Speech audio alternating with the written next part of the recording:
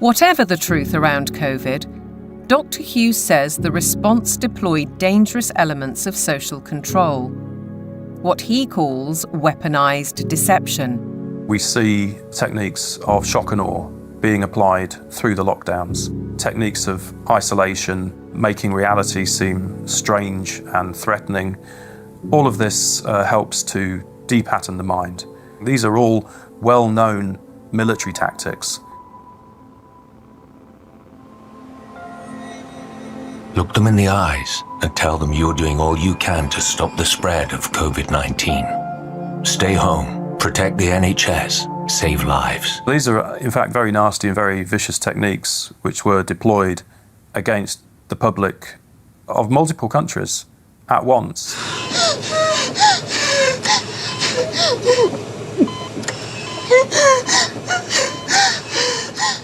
These are forms of serious psychological abuse.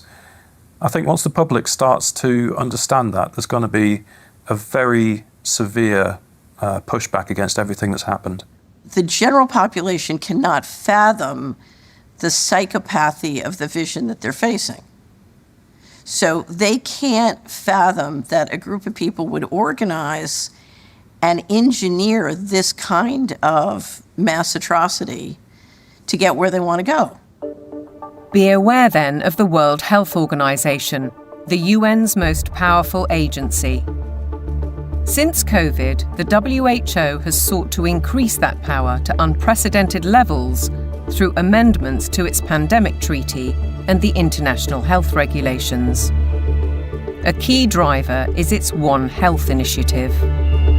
One Health is a concept that was created to enable the WHO, with these documents, to take over jurisdiction of everything in the world by saying that climate change, animals, plants, water systems, ecosystems are all central to health.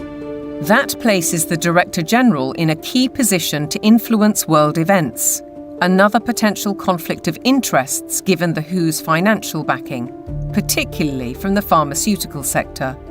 Its accounts for 2022 show that an eye-watering 84%, or $3.656 billion of income, came from voluntary donations.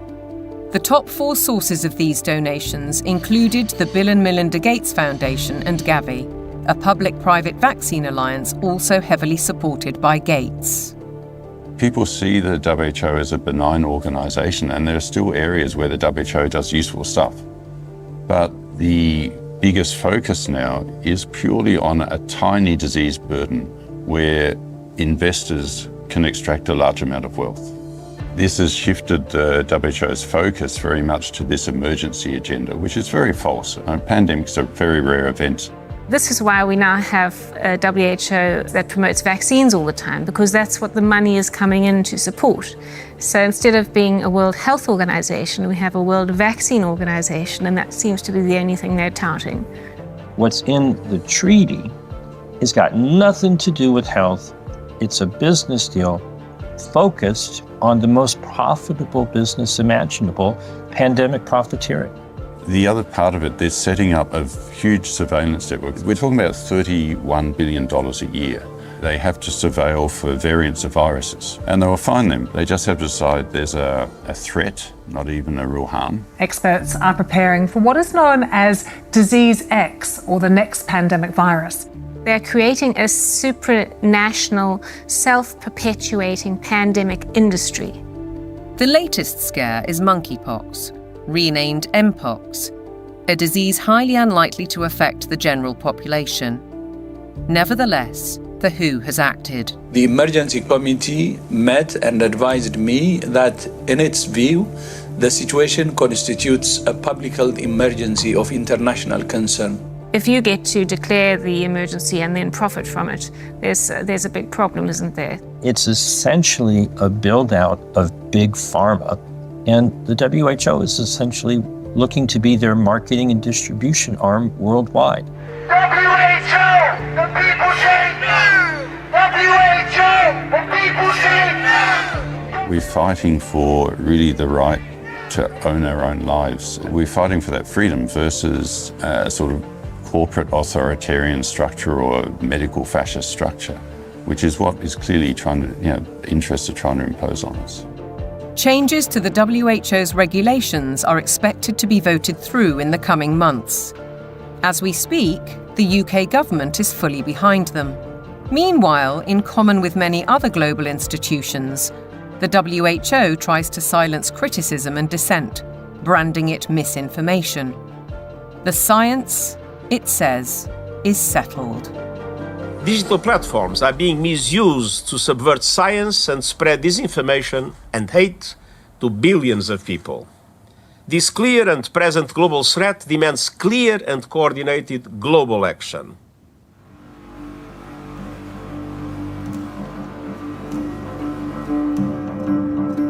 I have a little rule of thumb for diagnosing a centralization scam. If we can detect 1, a propagandized global crisis, 2, admitting only global solutions, and 3, with dissenting voices viciously silenced, then we know with absolute certainty that we are dealing with a scam.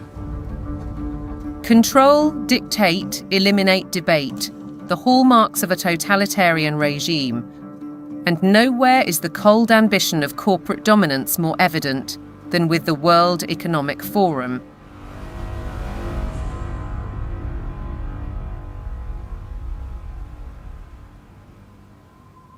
Klaus Schwab founded the WEF in 1971. His mentor was Henry Kissinger, statesman, political shaper, and close confidant of the Rockefellers.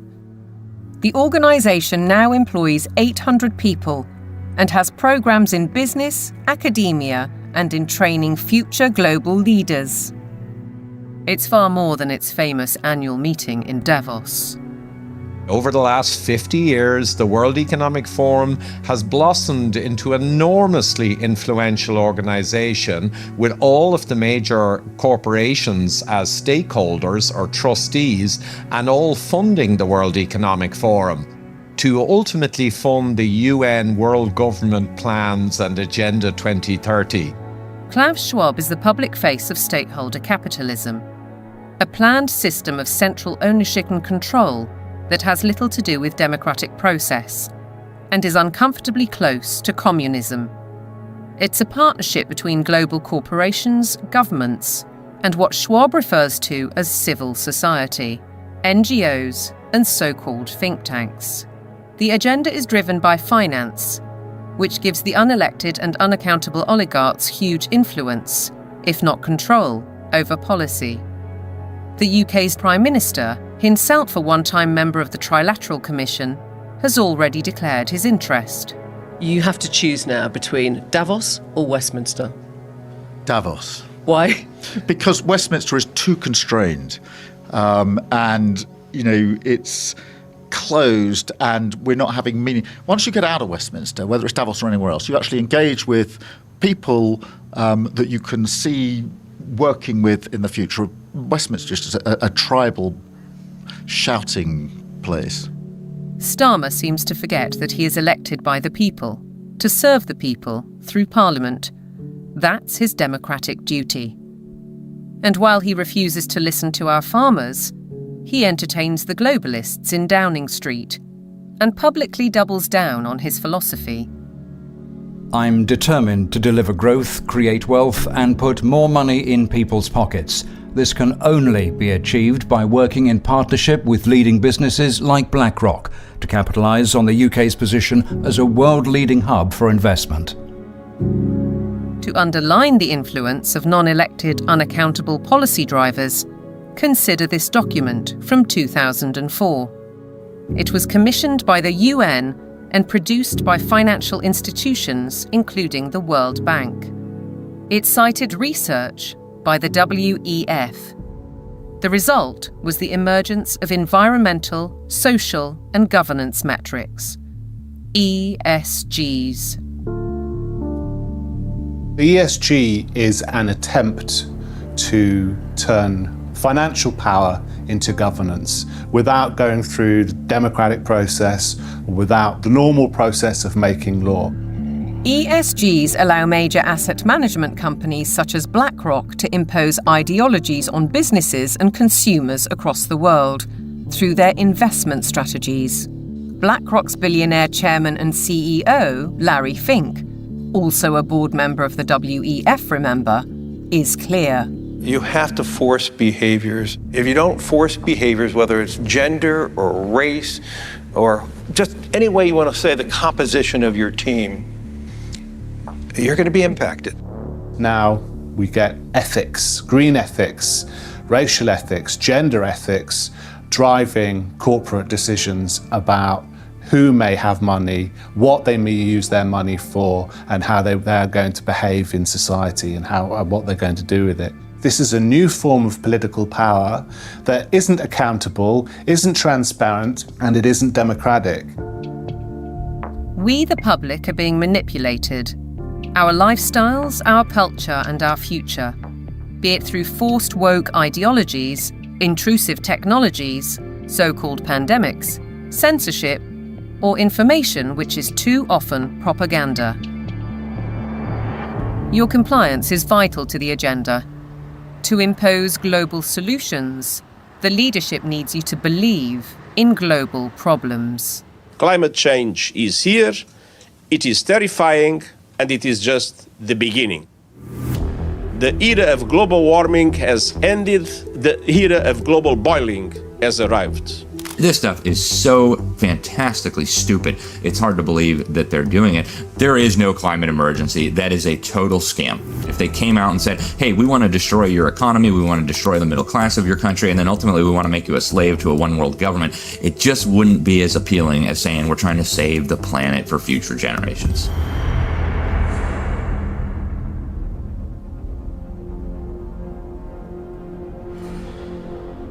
(2024) with the hottest day on record and the hottest months on record, this is almost certain to be the hottest year on record. And the masterclass in climate destruction. Statements such as that are amplified by emotional footage from all over the world. But is any of it true? I do not think there's a climate crisis, and I base that on all the evidence and the climate data sets that we build to answer questions just like that. We actually use satellites to monitor the global temperature, the true global temperature of the atmosphere. And we find there is a rise. It's about 1.5 degrees per century, which is certainly something that's manageable and the Earth has seen before. Compared to the 19th century, which was about the coolest century in the past 10,000 years, we're warmer. But we're about the same as we were 1,000 years ago, and certainly cooler than we were about 5,000 to 8,000 years ago. John Christie is a highly regarded climate scientist who developed the measurement of accurate temperature records using satellites. His evidence is critically inconvenient to the climate change industry. I'm not popular in most of the climate community, that's for sure, because much of the climate community depends on climate model results. Tens and hundreds of millions of dollars have gone into that industry of climate modeling, and I show, well, you folks have failed. But yet they prop up the entire political world that tends to support this. In 2017, I came to work and there were 7 bullet holes in our office suite. And so some people are pretty upset that the evidence that we build and show that can stand the test of time and can stand up to cross-examination is just not going along with their issues and their desires. So let's consider these statistics on the Earth's atmosphere. 78% is nitrogen, 21% oxygen, other gases make up less than 1%, and carbon dioxide accounts for a mere 0.04%, the majority of which is natural. Can man-made CO2 really be a problem? Roy Spencer and I are going on the assumption that all the warming that you see is due to carbon dioxide emissions. And so we find that that's a pretty modest warming. But see, that's a big assumption. Mother Nature is able to warm up the planet without extra CO2. And so We are just saying the worst case scenario is this warming of about 1.5 degrees, and that's certainly not a catastrophe at all. On the contrary, carbon dioxide is vital for the world's survival. The greater the concentration, the better plants grow. In fact, according to NASA figures, the world has become 14% greener in the last 40 years. During the last cool period before industrialization, let's say 200 years ago or so, it was below 300 parts per million. And during the ice ages, it was even lower. And that's a dangerous level because plants struggle to survive when the CO2 is at a low level. And so the biosphere becomes less diverse and less available to support the animal life. So low CO2 is not good for the planet as a whole. Where is the logic then behind the UK's decision to spend £22 billion on facilities to capture carbon? The greatest controversy of all revolves around readings from ice cores. CO2 levels can be measured in bubbles of air trapped in ice thousands of years ago. By aligning this to temperatures, scientists have argued that carbon dioxide is the cause of global warming. However, closer inspection leads to the opposite conclusion. Once the temperature starts to rise, you will see the carbon dioxide rise about 500 to 1,000 years after. So the CO2 actually lags the temperature changes. But what of the extreme weather events, which are increasing and driven by climate change, according to everyone from the top of the United Nations down? Professor Christie says there is no data to support those claims. And what we find is that virtually every one of these claims is false.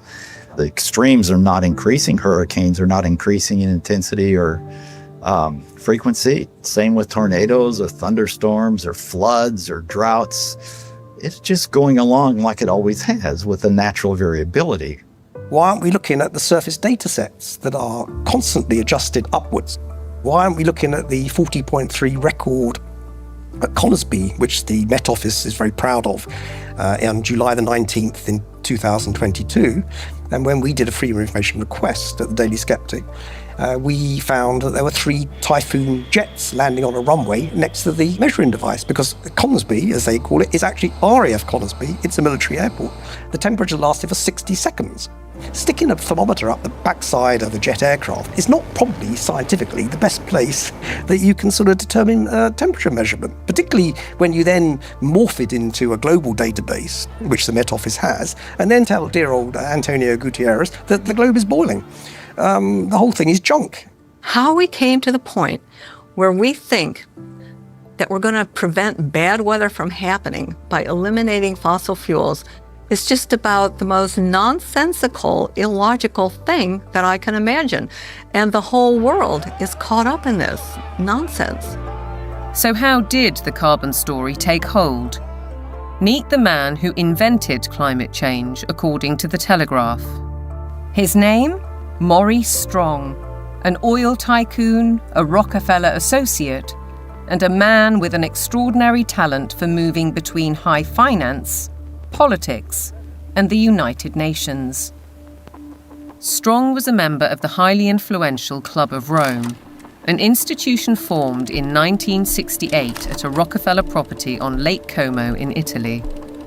A group of scientists, academics, and industrialists discussed what they saw as an urgent crisis: the impact of human activity on the planet. I don't think we can sustain current growth trends much beyond, say, the lives of children who are being born today. To prove the thesis, they commissioned computer modeling at the Massachusetts Institute of Technology. This research laid the foundations for an agenda that's persisted for over 50 years. Cut use of autos, use less electric power, have fewer children, limit growth. All of this was fueling this ideology that there's too many people on the planet, there's not enough resources, and that something has to be done. The natural world in which man lives and on which he depends is indeed deteriorating.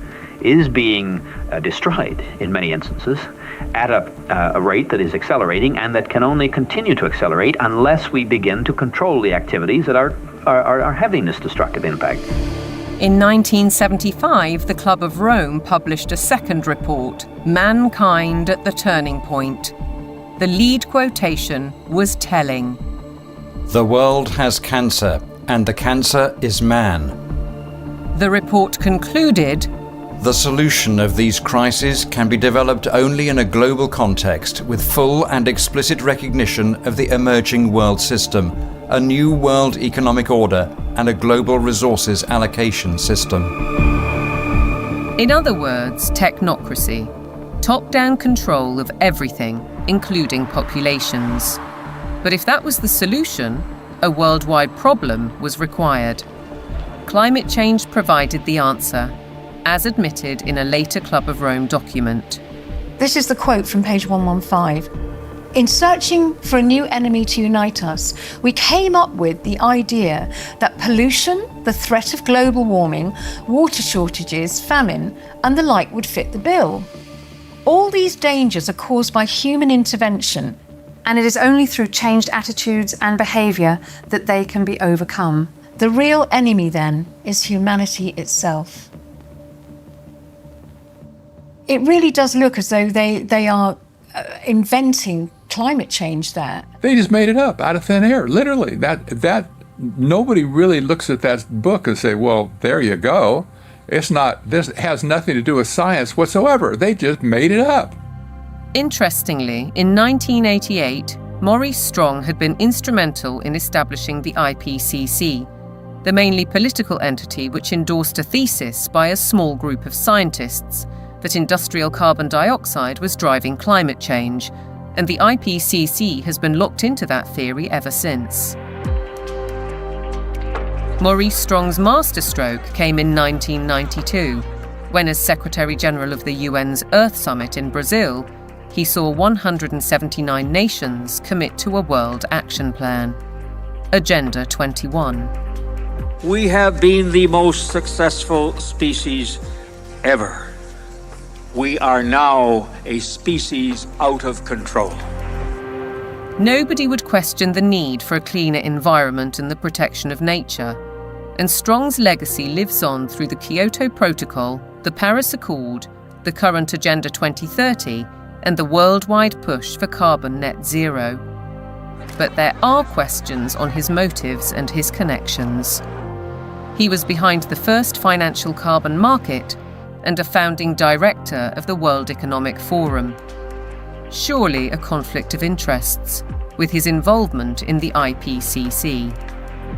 A skeptic might ask why nearly all research grants in almost 40 years have gone on developing IPCC carbon dioxide theories, while anyone who raises questions is ridiculed, cancelled, or has their career stalled. Funding for someone who wants to determine the natural variability of the climate system as an explanation for what has happened is just not there. I mean, the government is very clear that they want a catastrophic story. There is no single science paper that proves conclusively that humans control all or most of the global climate. If there was, you wouldn't hear the last of it. Instead, we get this call to authority to the IPCC, the United Nations Panel on Climate Change. Many more scientists and academics are speaking out against the IPCC. Almost 2,000 have signed a declaration stating that there is no climate emergency, including Nobel Prize winner Professor John Clauser, who wrote, "The popular narrative about climate change reflects a dangerous corruption of science that threatens the world's economy and the well-being of billions of people." We need to have a full and honest debate about the science. It needs to be discussed in Parliament, it needs to be discussed in the media, it needs to be generally discussed, and we need to sort of bring the drains up, if you like, on all of the science to see what is there really a threat. That debate is highly unlikely, because the juggernaut of net zero careers on, with trillions at stake.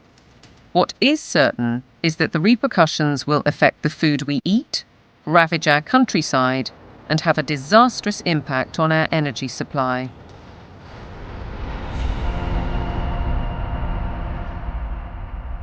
if you cannot set a credible course for net zero with 2025 and 2030 targets covering all your operations, you should not be in business. Well, net zero is insanity. It's pure insanity. I mean, the idea that you can remove 85% of the world's energy, which comes from hydrocarbons, within less than 30 years and replace it with the sunbeams and the breezes, it shows a complete lack of economics, societal effect. It shows a simple lack of the progress that we've made over 300 years. Nevertheless, net zero is enshrined in UK law, with the government passing the Climate Change Act in 2008. A 100% reduction in emissions by 2050 from 1990 levels was included later in a strategy document. But experts argue that the policy is fatally flawed. Europe's mad dash towards net zero is effectively economic suicide. Politicians are purposely impoverishing ordinary people, purposely deindustrializing Europe, where companies are forced to move to countries where they have access to cheap energy, whether it's the US who frack and therefore have cheap gas, or whether it's to China, which is still predominantly producing from non-renewable, especially coal. It is literal economic suicide. China continues to open new coal-fired power stations to drive the factories that manufacture wind turbines and solar panels, which are then sold to the West. As a result, China emits almost 30% of global greenhouse gases, while the UK is responsible for less than 1%. In essence, carbon emissions are merely transferred to another part of the planet. And while China gets richer, UK households face a bleak and expensive future. What it will effectively do is price ordinary people out of having access to electricity at a time they want, and a price they can afford. The core problem is that neither the infrastructure nor the technology exist to provide a constant supply of electricity. The proportion of time that solar actually generates electricity is actually 9% in the UK. That means that for 90% of the time, solar doesn't generate the average amount of electricity that its capacity can generate. For onshore wind, it's about 20 to 40%, and for offshore wind, it's about 30 to 50%. So that means, by definition, you will always have periods of time when renewables aren't producing electricity, but there is demand for electricity. As we'll hear, the net result is that supply will be rationed. Reality, though, seems not to concern the activists.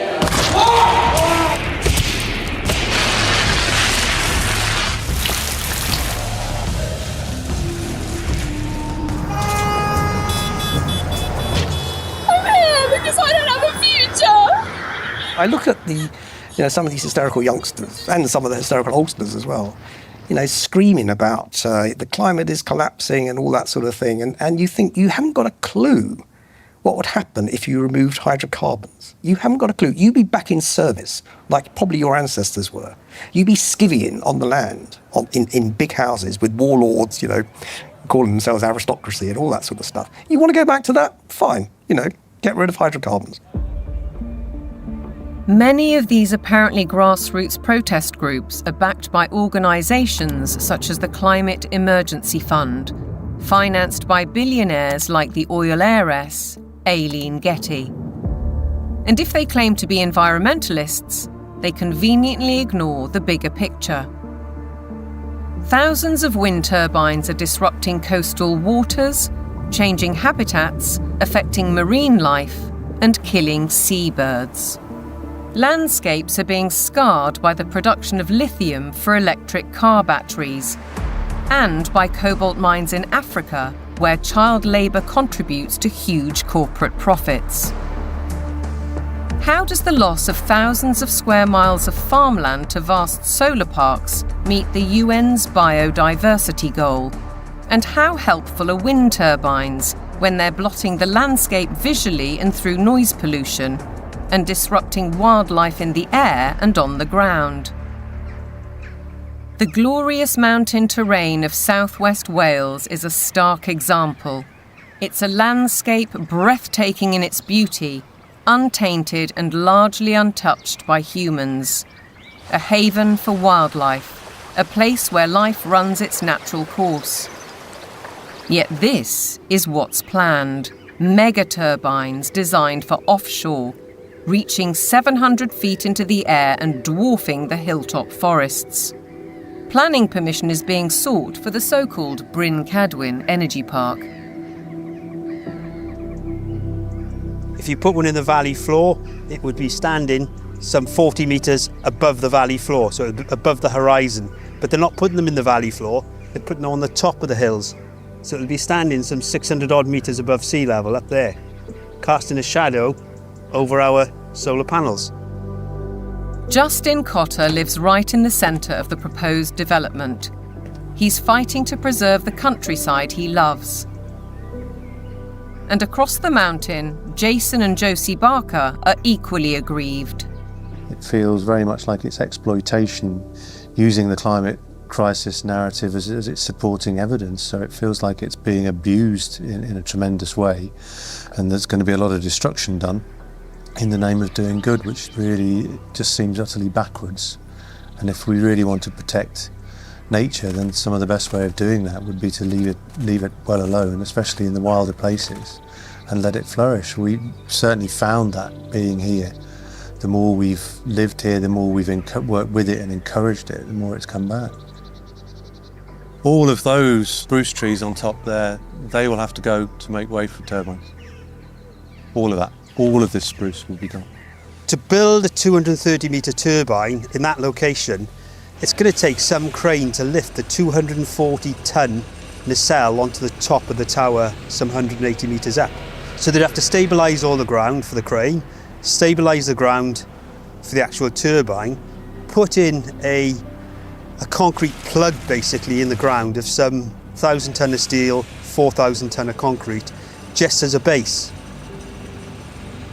They'll need to be lit. It'll take away the dark skies. It's totally devastating. It would just be catastrophic damage and destruction. The roadways up through these valleys, the Welsh valleys, they're all twists and turns. They're going to have to straighten out the valleys. Where you've got steep hills, they're going to have to level out those hills. There's a 200 metre drop into the actual valley itself. So they're going to have to create gradients that machinery carrying 400 tonne loads can actually traverse and get up. The locals argue that there are much better ways of creating clean energy, such as solar panels on industrial sites. Areas of natural beauty should be respected. This is about preserving and protecting this sacred land. We need to speak up and protect the environment. It's just tremendous amount of damage in the name of saving the planet. It does make you ask the question of what is it we're actually saving if we're paving it over. It doesn't make any sense at all in my head.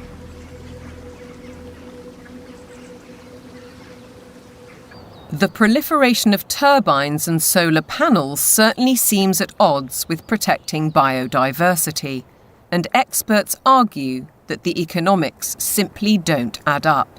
If we are going to go on to full net zero, we not only have to change our electrical system, but we have to change the other 66% or more of the rest of our energy needs as well. So we need to triple the amount of renewables just to cover our present electricity generation. And then we need to triple again to cover all of the other usages like, transport, space heating, and industry. So it's almost a tenfold increase in the amount of renewable energy that we're producing. Ralph Ellis has analysed 3 government reports and says all have grossly underestimated costs. 2 of the reports ignore the need for that crucial backup when the wind doesn't blow and the sun doesn't shine. At present, this is the only such site, Dinorwig in Wales. But going by the government's own figures, Ellis says the equivalent of 2,000 Dinorwigs would be required. The overall cost would run into trillions of pounds. It's an energy fantasy because none of this has been thought through. Battery plants are one alternative to back up the national grid, like this one already constructed in Australia. But again, they offer limited supply. We're facing a situation where, if fossil fuels are eliminated, it will be impossible to maintain a constant supply of electricity. You can't instantly put on new supply, so what you have to do is control demand. And to be honest, they're quite open with this. If you look at the National Grid's latest paper on this, they talk about demand management. And the system is, well, electricity will only be available at a price you can afford when the wind is blowing and when the sun is shining. And when the wind isn't blowing and the sun isn't shining and the 1 or 2 hours of battery storage have been used up, the way they will reduce demand is by simply increasing the price of electricity so that demand falls to the available level of supply. Part of the control that the government has, or part of the means by which it can manage the demand, is through the use of smart meters. Effectively, smart meters allow them to do minute-by-minute pricing, which means that as the intermittent renewable production goes up and down, they can effectively change the price at which you can use electricity. So essentially, it's going back to pre-industrial age, where the weather determines our lifestyles and our energy use. A government-sponsored report from the UK Fires Organisation agrees that targets will not be met, and therefore electricity usage will have to be cut. They say we'll have a quarter of the power by 2050, and they say there'll be no travel, there'll be no meat or no beef lamb, there will be restrictions on clothing, and we will live in mud huts. And it's not an exaggeration, they use the word earth. The United Nations use the word bamboo, impacted earth, soil detritus. This is what they're writing. But what of the claim that renewable energy will be cheaper? Not so, says Derek Bertelsen. We can also look at the accounts of these renewable energy companies. And what we see if we look at those is that the cost of production is considerably higher than the market price of electricity. And therefore, without these subsidies, these renewable companies would go bust. Ironically, the anticipated reduction in supply comes at a time when demand is about to skyrocket, with the explosion of surveillance systems and artificial intelligence. BlackRock's Larry Fink predicts that by 2030, data centers will use 30 times more power than a single city. Where's that power going to come from? Are we going to take it off the grid? What does it mean for elevated energy prices for everybody else if it's that? I think it's going to represent some huge societal questions that we have not addressed, the negative side. Forget about the use of it, but just the generation of it is massive power.